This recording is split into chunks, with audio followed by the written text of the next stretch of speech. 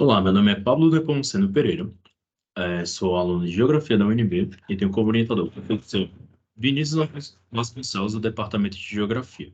O título do meu trabalho é A Caracterização de Solos Superficiais do Transecto Brasília-Pantanal Norte por meio de suscetibilidade magnética e sua relação com a paisagem. O objetivo principal do estudo é compreender a relação solo-paisagem por meio da suscetibilidade magnética em áreas de vegetação nativa dos biomas Cerrado e Pantanal.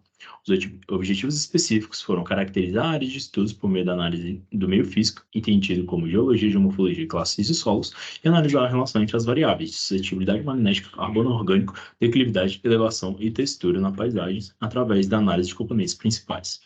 O material e métodos foi dividido em 4 partes, sendo a caracterização da área de estudos, análise laboratorial, os dados espaciais e análise estatística.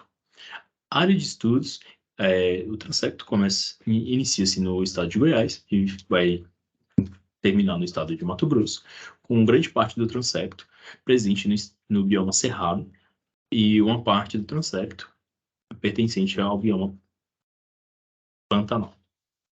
As áreas de estudos. As formações geológicas encontradas foram 4 no estado de Goiás e 5 no Mato Grosso. Das formações geomorfológicas presentes no transecto, as principais foram as planícies fluviais, chapadas e platôs e os domínios de colinas amplas e suaves. Nas áreas de estudos, as classificações de solos predominantes foram os neossolos, os lotossolos, plintossolos, gleissolos e planossolos. Análise laboratorial, foram selecionadas 50 amostras de solos superficiais de profundidade de 0 a 20 centímetros, que foram destinadas a análises granulométricas, através do método de Boyocos, ou método do densímetro, de suscetibilidade magnética, que foi feita análise através do suscetibilímetro, e de carbono orgânico, que foi feita através do analisador elementar. Os dados espaciais de elevação, declividade e confecção da imagem RGB foram obtidos pelos dados morfométricos das imagens Shuttle Radar Topographic Mission, SRTM, distribuídos em formato raster pelo Eros Data Center. A análise estatística foi dividida em 2 partes, através da análise multivariada, utilizada para explicar a estrutura de dados a partir da observação de parâmetros sobre o mesmo indivíduo ou unidade amostral, e análise de componentes principais, utilizado com o objetivo de reduzir a dimensionalidade das informações, determinando os conjuntos de dados mais relevantes e capazes de explicar grande parte da caracterização dos solos superficiais.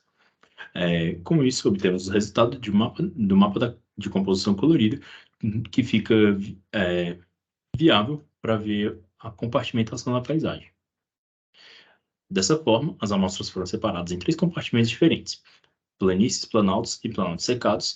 Essa delimitação foi obtida através da relação dos fatores de composição colorida, vista no mapa anterior, elevação, declividade e mínima curvatura. Dessa forma, apresenta o gráfico de dispersão das variáveis, na qual a componente principal que mais explicou as variáveis explica 49,2% das variáveis, e a componente principal 2 consegue explicar 32% das variáveis, dando um total de 81% das variáveis totalmente explicadas. Dessa forma, conseguimos obter a contribuição de todas as variáveis.